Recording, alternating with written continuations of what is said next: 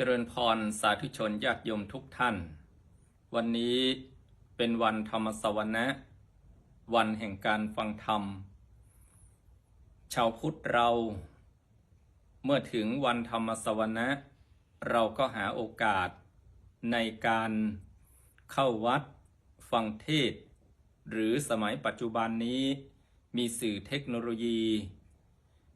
ในมือถือของเรามี YouTube มี Facebook ครูบาอาจารย์พระเถระท่านสอนธรรมะผ่านสื่อสังคมออนไลน์เราก็สามารถที่จะรับฟังได้จุดประสงค์ของการฟัง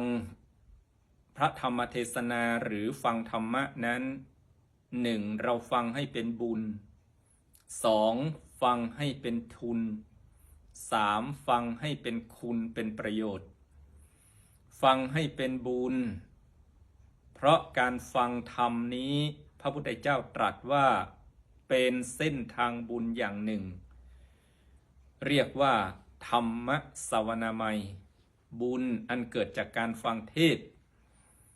เพราะฉะนั้นเมื่อเราตั้งจิตตั้งใจฟังธรรมะไม่ว่าจะด้วยวิธีใดก็ตามก็เกิดเป็นบุญ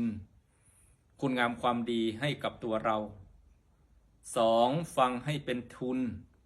คำว่าฟังให้เป็นทุนนั้นการฟังก็เป็นการสั่งสมบารมีคือความสมบูรณ์พร้อมของชีวิตอย่างหนึ่งพระอานนท์พุทธอนุชาสั่งสมความเป็นพหุสูตร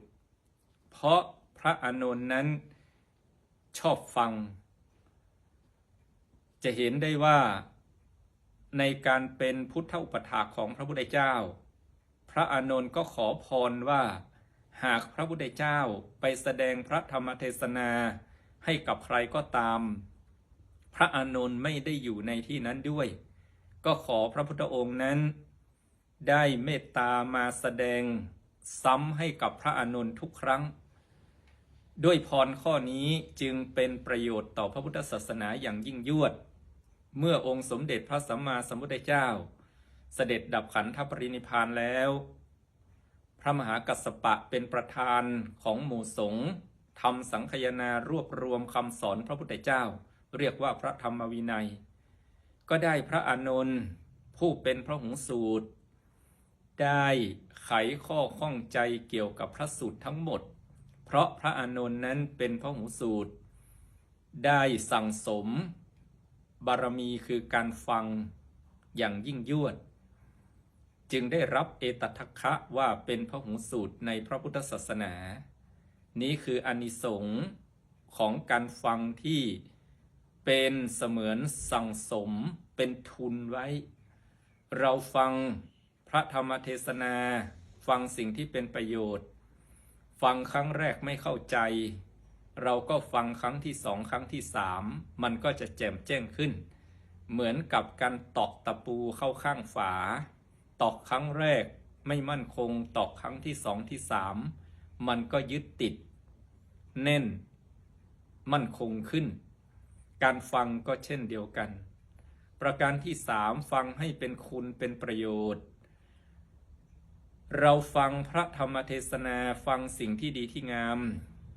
เขาพูด100 คำพันคำหากเราจำสิ่งที่เป็นประโยชน์แม้เพียงคำ2 คำแล้วนำไปประพฤติปฏิบัติธรรมะก็จะเป็นประโยชน์กับชีวิตเราเพราะฉะนั้นสาธุชนทั้งหลายฟังให้เป็นบุญฟังให้เป็นทุนฟังให้เป็นคุณเป็นประโยชน์ใช้ธรรมะให้เกิดประโยชน์ในการดำเนินชีวิตใช้ธรรมะให้เกิดประสิทธิภาพในการทำงานชีวิตเราก็จะมีความสุขความเจริญ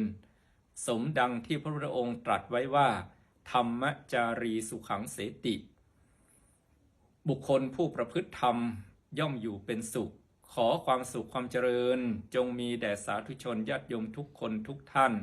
ด้วยกันทุกคนเทอญ